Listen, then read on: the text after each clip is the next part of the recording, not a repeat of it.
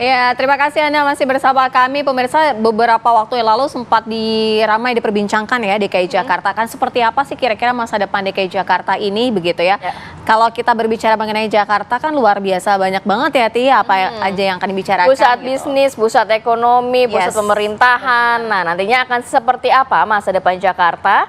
Apa kabar Indonesia Pagi bersama Gina Vita berkesempatan untuk berbincang langsung dengan PJ Gubernur DKI Jakarta Bapak Heru Budi. Seperti apa? Kita akan langsung saksikan sosok pekan ini berikut ini. Anda menyaksikan sosok pekan ini, apa kabar Indonesia Pagi bersama saya Gina Vita. Kesempatan kali ini kita akan coba berbincang dan juga berdiskusi bersama dengan pejabat Gubernur DKI Jakarta, Heru Budi Hartono. Kebetulan saya sudah janjian dan kebetulan beliau sudah hadir. Halo Pak Heru. Ya, selamat pagi Mbak Vita. Selamat pagi. Apa kabar? Alhamdulillah sehat. Ya. Sehat ya Pak ya? Ya, macet nggak tadi jalan? Aman Pak, Aman. karena sudah banyak yang mudik duluan, jadi nggak terlalu macet. Terima kasih Pak sudah Ya, menerima sama-sama. saya dan juga tim Apa Kabar Indonesia Pagi.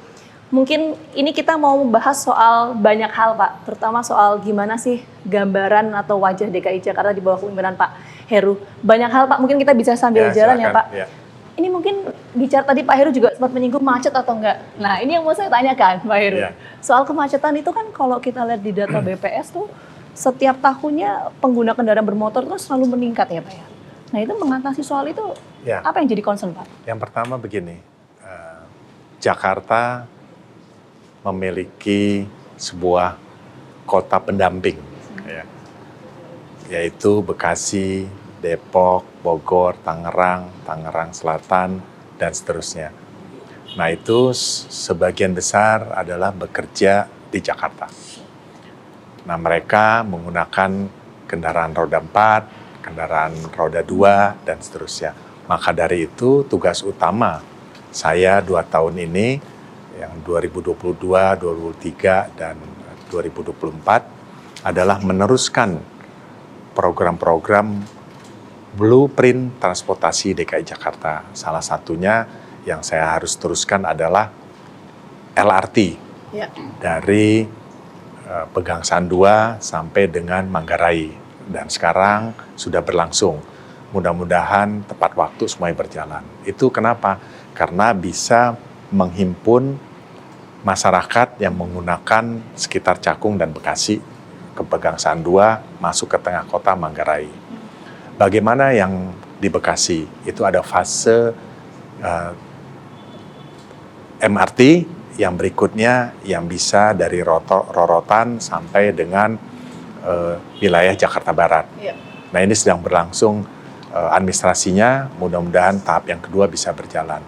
Yang berikutnya adalah MRT, kita lanjutkan fase sampai dengan Ancol. Nah, tadi bagaimana ini juga belum selesai. Kenapa? Belum menjangkau sampai dengan warga yang tinggal di Bekasi di area perumahan masing-masing. Begitu juga di Depok, begitu juga di Tangerang. Nah ini namanya transportasi massal harus sampai ke sana. Oh jadi harus sistem sampai ini ke mau Bekasi. diperluas begitu ya Pak ya? Ya, maka dari itu namanya pembangunan transportasi tidak boleh hanya di satu wilayah Jakarta. Maka harus sampai dengan Bekasi, harus sampai dengan Depok, harus sampai dengan Tangerang. Nah ini, ya, nah ini yang perlu bersama-sama dengan pemerintah pusat, Bappenas, terkomunikasikan dengan pemerintah kabupaten kota yang lain. Oke, Pak mungkin kita bisa bergeser ke sini. Nah tadi ini kan soal sistem transportasi yang terintegrasi tadi ditekankan oleh Pak Heru ya Pak ya. Tapi bicara soal transportasi Pak, ini kan juga salah satu upaya yang dilakukan oleh Pemprov DKI Jakarta di bawah kepemimpinan Pak Heru untuk mengurai kemacetan. Tapi bicara soal itu Pak, yang jadi concern juga adalah soal polusi udara. Nah ini bagaimana kemudian mensinergikan antara mengurai kemacetan dengan menurunkan polusi udara? Jadi gini, itu tadi yang jangka panjang. Yang short time adalah melakukan rekayasa lalu lintas. Beberapa U-turn kita tutup, kita perpanjang. Beberapa lokasi jalan kita satu arah. Itu short time. Tadi terkait dengan polusi udara, tadi yang short time juga adalah kita memperbanyak transportasi Transjakarta. Bagaimana sinergi dengan tadi mengurangi polusi udara. Transjakarta tahun lalu sudah beli bus kurang lebih 100 unit 100 unit ya, 100 unit, dan tahun ini akan bertambah kurang lebih 100 lagi, dan terus sampai dengan 2026-2027 unit mobil berbasis baterai, bus berbasis baterai itu bisa mencakup untuk melayani seluruh Jakarta. Jadi namanya mengatasi transportasi harus berkesinambungan. Nanti siapapun yang gubernur berlanjut 2024 dan sampai 2029 ini blueprint transportasi harus dilanjutkan. Kira-kira seperti itu. Nah, memang kemacetan sampai hari ini belum teratasi signifikan. Karena apa? Tadi penjualan kendaraan lebih tinggi, lebih cepat dia tumbuh, kendaraan bermotor juga roda 2 juga cepat tumbuh, maka tidak signifikan dengan pembangunan sarana transportasi yang ada di Jakarta. Ya, tadi itu adalah strategi yang dilakukan oleh Pemprov DKI Jakarta untuk satu sisi mengurai kemacetan, tapi juga menurunkan untuk polusi udara. Kalau bicara soal tadi Pak, ada penambahan armada untuk transportasi itu tadi ya Pak ya, ada bus listrik itu, seberapa signifikan bisa mengurangi emisi gas karbon? Karena emisi gas karbon ini kan untuk salah satu penyebab ya Pak ya, untuk polusi udara yang ada di sini. Ini hanya komitmen, jadi salah satu trigger oleh pemerintah daerah, berikut juga oleh pemerintah pusat, menunjukkan bahwa pemerintah daerah Provinsi DKI Jakarta komitmen untuk mengurangi emisi gas buang, mengurangi, tidak sampai nol. Maka dari itu harus sinergi dengan pabrikan kendaraan bermotor. Roda 4, ada yang sudah memproduksi kendaraan berbasis baterai, ada yang masih beradaptasi, ada yang hybrid, hybrid campur bensin bahan bakar dengan hybrid, itu juga mengurangi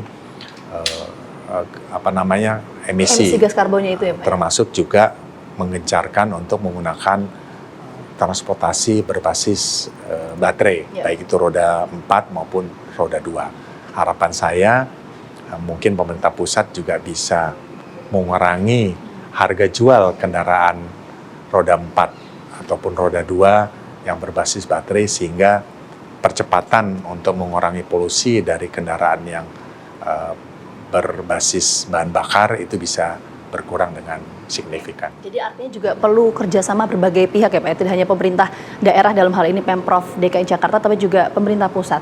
Tapi menarik Pak Heru, kalau Pak Heru menyampaikan bahwa tadi untuk penambahan moda transportasi misalnya ada bus listrik begitu ya, untuk kemudian mengurangi emisi gas karbon.